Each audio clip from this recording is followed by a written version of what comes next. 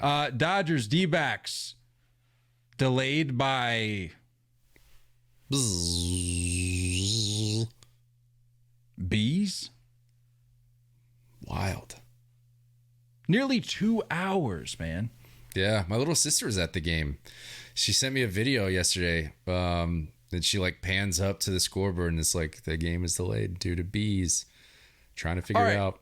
So make sense of it, because we literally were just talking about it. We were out there in Phoenix for the World Baseball Classic. We caught a handful of games there. I read somewhere in some article where it credited the open roof last night to the bees, and I'm going, that makes sense, but also that doesn't make any sense, because can I be honest with you? I didn't really know bees could fly that high. I don't think they can. You're telling me they're going up and over? I don't think so. The retractable roof? I don't buy that either. Up, over, and in? They got to be coming in through another way. Yeah, I think they made it in a different way. What brought them there? That's what I want to know. Like, what brought them? Was it the D-back dog? They were trying to grab a D-back dog? Trash. What did I have there the last time? I think it was like green chili fries. Pretty good. Not the D-back dog, though. My dad had that. And he kept burping when I was like, this is why I didn't get one. Just radioactive. It's gross. I don't know, dude. What brought him in there? We don't even we have bees here, but like, I didn't think it was like that big of a thing. I didn't think it was like an epidemic in Phoenix. I don't Did know they what say that's how all many about. bees there were? It was a lot, because I was watching the clip, or no, I pulled up a picture at first, because this was before everything started circulating. Like somebody had, or I guess they had taken a screenshot from the broadcast and somebody had tweeted it out, and I showed it to Meredith and she was like, "Oh wow, like it's kind of small though." And I was like, "Hold on."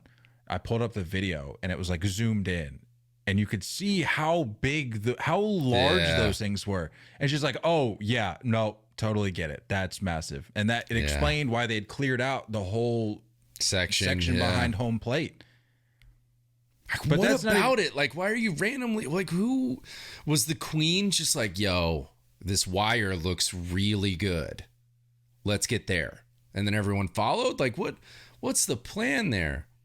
I don't get it. These seats behind home plate, super dope. Let's snag these. Yeah, let's load up. No, but really the highlight of the evening was the removal process. A Matt Hilton was called, interrupted at his son's t-ball game. And it was the Diamondbacks. I have so many questions for this whole process. Gets a call from the D-backs. Says, you know why I'm just imagining this is how the conversation went. Hey, you know who this is. You know why we're calling you. You know what you need to do. And then 45 minutes later is pulling up to Chase Field. It's like Superman. Coming out of the phone booth with his beehive puts on the thing. suit and hops on his little escalator thing, and they crank it on up, and he just starts going to work. First of all, why this guy? Why not call somebody downtown? I read that the guy lives in Surprise. You obviously know that area very well. Tough, really? Yeah, he lives in Surprise. It's not close. Says it was nearly a 45-minute drive from to downtown. Yeah, you tell not me they close.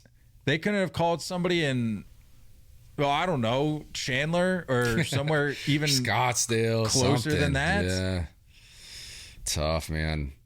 That's crazy. I was thinking, honestly, outside of probably the birth of his children and his wedding, that had to be the best day of his life. no more, not even 24 hours later, he has his own Topps autograph card.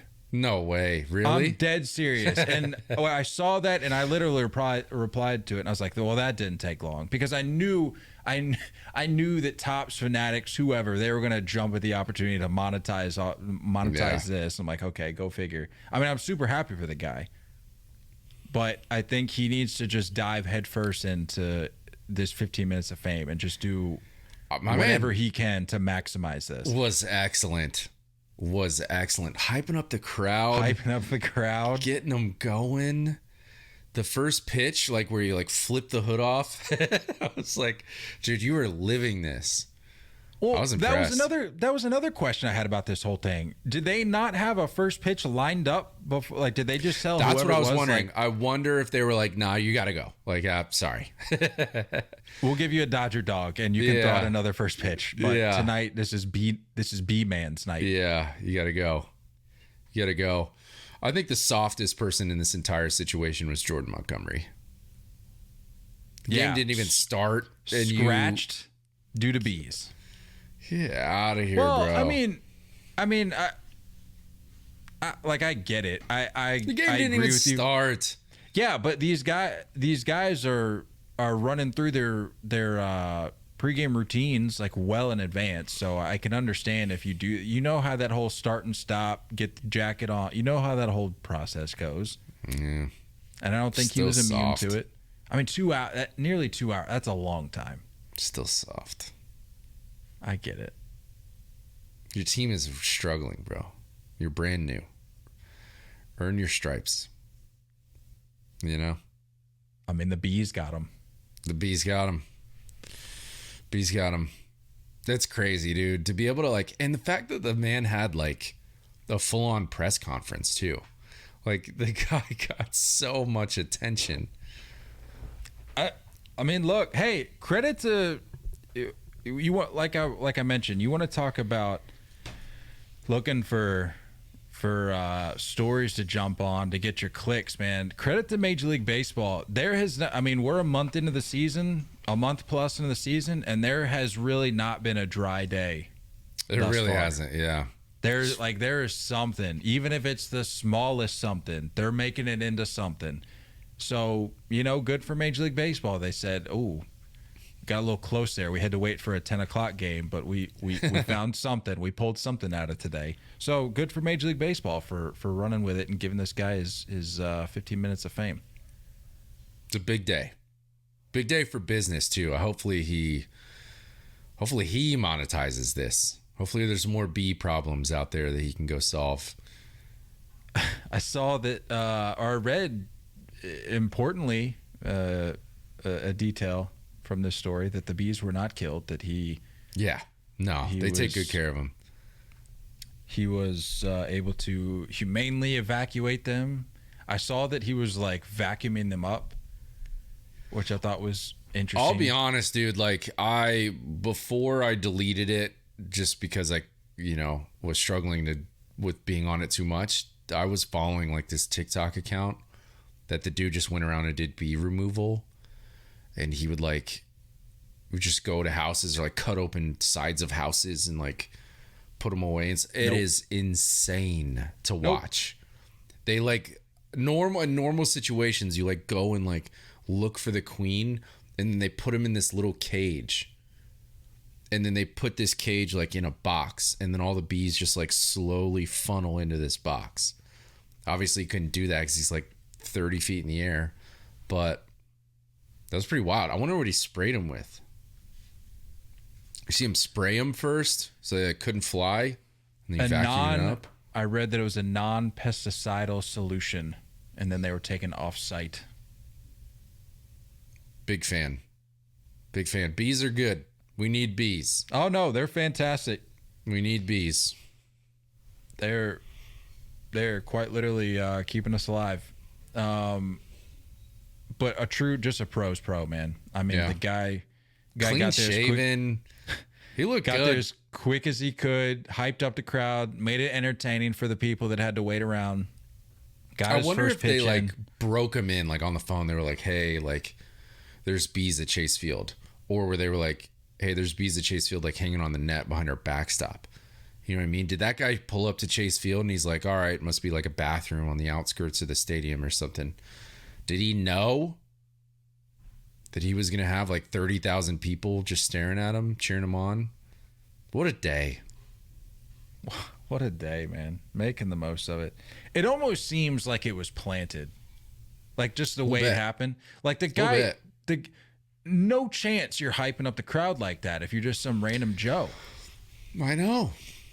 Is this like some sort of publicity stunt here? Like what's going on? It was too perfect of an event. The way everything went. Yeah. Any like reports of anyone getting stung? Insane. You know? Insane. I thought it would be interesting to get him on for an interview.